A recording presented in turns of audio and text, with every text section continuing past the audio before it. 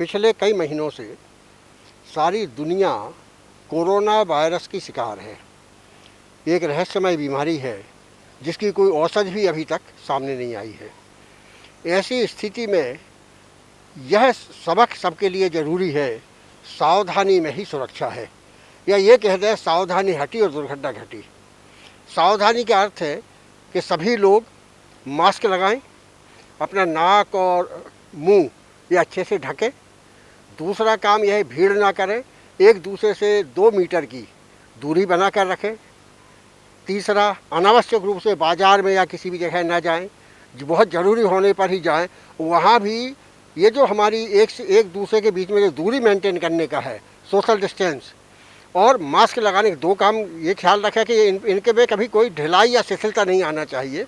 और इसके लिए किसी को कहने की ज़रूरत नहीं है, ये वो कदम है जो हम अपनी सुरक्षा के लिए खुद उठाते हैं।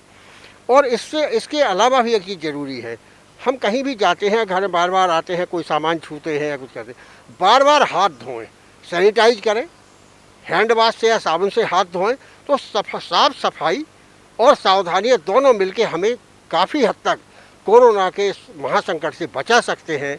और यह जो उपाय बताए गए हैं सावधानी के, जिसके बारे में सरकार भी लगातार प्रचार कर रही है और सामाजिक संस्थाएं भी इस तरह के संदेश दे रही हैं, यह सावधानी भरे कदम अपनाना हमारी अपनी सुरक्षा के लिए बहुत ज़रूरी है। ये सावधानी अपनाकर हम किसी दूसरे पर कोई उपकार या एहसान नहीं कर रहे हैं, ये हमारे अपने ऊपर उपकार कर रहे हैं। हमें यदि अपने आप को बचा के रखना है तो ये सावधानियाँ बरतना पड़ेंगी।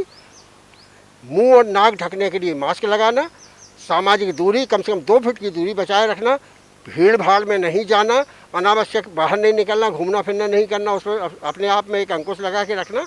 और सुरक्षा के तौर पर बार बार साफ़ सफाई का ध्यान रखना, सैनिटाइज़र का इस्तेमाल करना, हैंड वाश का इस्तेमाल करना, साबुन का इस्तेमाल करना। हम जितनी साफ़ सफाई रखेंगे उतनी ही इस बीमारी से बच के रहेंगे।